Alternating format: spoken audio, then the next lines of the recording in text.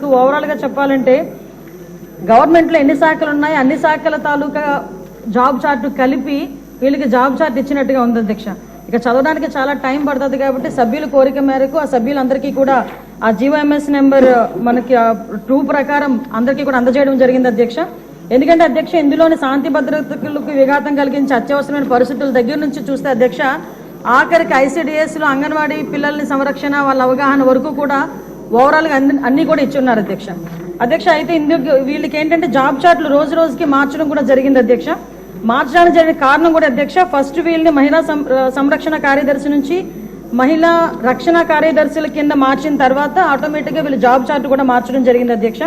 అయితే వీళ్ళని సరిగ్గా వినియోగించుకోవడానికి ప్రభుత్వం తీసుకున్న చర్యల గురించి ఇంకా చర్చలో ఉంది అధ్యక్ష. చర్చించి వీళ్ళని ఏ రకంగా మనం ఉపయోగించుకోవాలన్న దాని మీద చర్యలు తీసుకుంటాం అధ్యక్ష.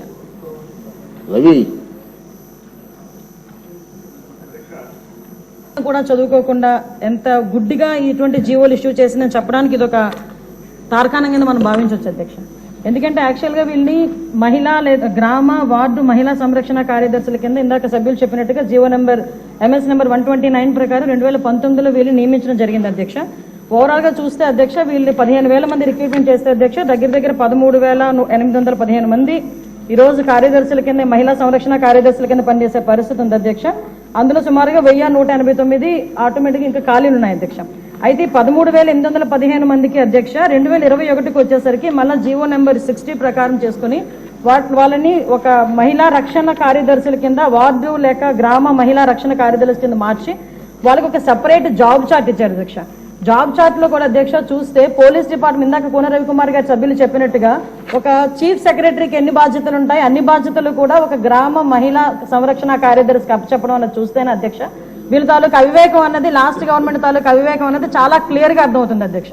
ఎందుకంటే అధ్యక్ష ఈ రోజు మనం ఇక్కడ చూసుకుంటే అధ్యక్ష పోలీస్ డిపార్ట్మెంట్ లో ఒక ఉద్యోగం సాధించాలంటే వాళ్ళు శారీరక దారుఢ్య పరీక్షలు వాళ్ళు నెగ్గాలి, రిటర్న్ టెస్ట్ వాళ్ళ ఎగ్జామ్ పాస్ అవ్వాలి, 9 months ట్రైనింగ్ కఠోరమైన ట్రైనింగ్ ఉంటుంది అధ్యక్ష.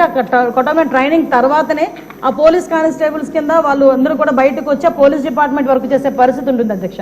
కానీ వీళ్ళని మహిళా రక్షణ కార్యదర్శి కింద ఏర్పాటు చేసిన తర్వాత కేవలం 2 వారాలు వాళ్ళకి ట్రైనింగ్ ఇచ్చి ఒకటేమో ఒక వారం పోలీస్ డిపార్ట్మెంట్ వాళ్ళు ఇంకొక వారం ఐసిడిఎస్ డిపార్ట్మెంట్ వాళ్ళు ట్రైనింగ్ ఇచ్చి ఓవరాల్గా చెప్పాలంటే వీళ్ళు గ్రామాల మీద వదిలేశారు అధ్యక్ష. వాళ్ళు పంపించిన తర్వాత కూడా వాళ్ళకి ఇష్టాలు కూడా గ్రహించకుండా పోలీస్ డ్రెస్ కూడా వాళ్ళకి వేయటానికి ఇంచుమించుగా పోలీస్ యూనిఫామ్ కూడా వాళ్ళకి వేయాలి అని చెప్పి వాళ్ళు రిస్ట్రిక్ట్ చేస్తే వాళ్ళు కూడా దానికి భయపడి బాధపడి చాలా మంది కోర్టులకు వెళ్ళిన సందర్భాలు కూడా ఉన్నాయి అధ్యక్ష. ఈ రోజు కోర్టులో దగ్గర 7 రిట్ పిటిషన్లు మహిళా కార్యదర్శికి సంబంధించి ఆ పోలీస్ డ్రెస్ విషయంలోని కానీ వీళ్ళు జాబ్ చార్ట్ ఒక అవగాహన లేకుండా డబ్బులు ఇచ్చుకుని పెట్టుకున్నాడు కదా ఆ మేధావులందరూ కలిపి ఆల్రెడీ 12,000 మంది వీళ్ళు పనిచేస్తున్నారు కదా వీళ్ళని మనం పోలీసుల కింద కన్వర్ట్ చేసేస్తే వాటిని తగ్గించి వచ్చని ఒక ఉచిత సలహా పడేశారు అధ్యక్ష. దానికి వెనకాతలు ఒక పోలీస్ డిపార్ట్మెంట్ మీద ఒక అవగాహన, పోలీస్ రిక్రూట్మెంట్ మీద ఒక అవగాహన, వాళ్ళ తాలూకా జాబ్ చార్ట్ మీద ఒక అవగాహన ఉండుంటే ఇలాంటి పని చేసి ఉండేవారు కాదు అధ్యక్ష. ఈ రోజు వీళ్ళ పరిస్థితి ఏమైపోయిందంటే వీళ్ళు వెళ్ళి రిపోర్ట్ చేయాల్సింది గ్రామ సెక్రటరీకి రిపోర్ట్ చేయాలి. వీళ్ళు అడ్మినిస్ట్రేటివ్ పవర్స్ ఎక్కడ ఉంటాయంటే పోలీస్ డిపార్ట్మెంట్ దగ్గర ఉంటాయి. వీళ్ళకి జీతం ఇచ్చేదేమో ఎంపీడీఓ, లీవ్ ఇచ్చేదేమో ఎంపీడీఓ, మళ్ళా తిరిగి ఒకవేళ ట్రాన్స్ఫర్ అవ్వాలంటే డిపార్ట్మెంట్ కలెక్టర్ దగ్గరికి వెళ్ళాలి అధ్యక్ష.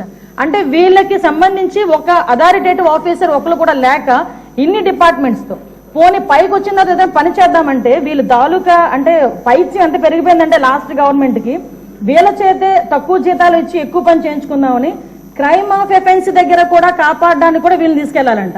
నాన్ బెయిలబుల్ వారెంట్లకు సంబంధించి వీళ్ళు సపోర్ట్ చేయాలంట. అక్కడ